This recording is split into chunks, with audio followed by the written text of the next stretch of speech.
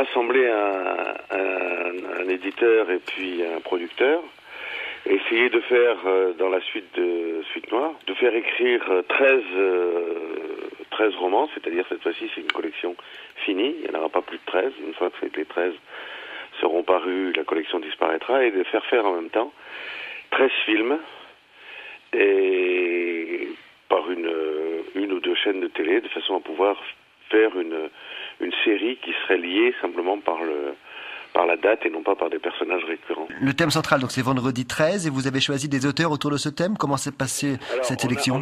On a commencé par définir le thème central, c'est-à-dire Vendredi 13. On demande aux gens d'écrire un roman, d'abord de 200 pages, pas plus, pour que tous les romans soient à peu près égaux, dans lequel le Vendredi 13, ou le concept, ou la notion de Vendredi 13, a une place importante.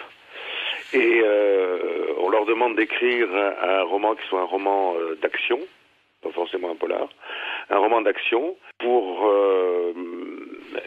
que ce roman soit adaptable au cinéma, c'est-à-dire qu'il ne faut pas nous faire un Vendredi 13 dans le Japon moyenâgeux par exemple, ou en Alaska ou en haut de l'Himalaya. Donc il faut faire un roman qui puisse facilement et sans trop de frais se tourner. Voilà, ça c'était la commande initiale. Et ensuite, ce que j'ai voulu faire, moi, c'est mélanger à peu près des écrivains français, connus ou très connus ou assez connus, d'aspirations différentes, de genres différents. C'est-à-dire que on retrouve aussi bien Jean-Bernard Pouy que Mabankou ou Chamoiseau, ou la Clastine, c'est-à-dire des écrivains qui sont aussi noirs que blancs, en leur demandant de travailler sur un thème commun. Voilà, c'était ça l'idée. Alors ça, c'est l'idée littéraire, et puis l'autre idée de Vendredi 13, à l'origine, elle est à la fois littéraire et cinématographique. Donc les 3 premiers sont sortis, hein, Pierre Bordage, Jean-Bernard Pouy et puis Michel Quinte. Voilà. Donc comment va se dérouler le rythme de parution ensuite?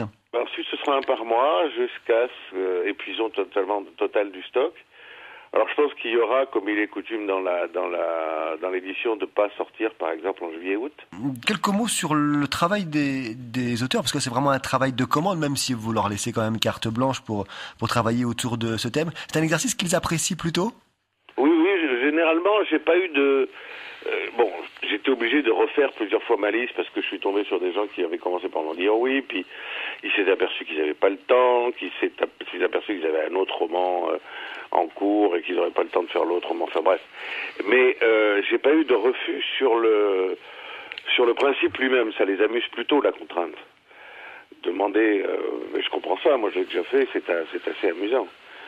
Demander à un romancier d'écrire comme ça sous contrainte, c'est un défi, c'est un challenge, et ça les amuse. Surtout ceux à qui on demande de changer de genre, si vous voulez. Alors 2 mots sur le design, parce que c'est important de trouver un livre dans une librairie, il y en a un nombre très très important. Vous l'avez un petit peu soigné, ce design? Oui, il est soigné, mais ça, le design, c'est pas moi. Je dois dire que la seule chose intelligente que j'ai faite, c'est d'introduire un monsieur qui s'appelle Lomonaco, Gérard Lomonaco, qui est un très grand dessinateur, très grand designer, graphiste, enfin, et qui a conçu des tas aussi bien des affiches que des collections de livres, que des couvertures, et qui nous a fait cette couverture que je trouve très réussie.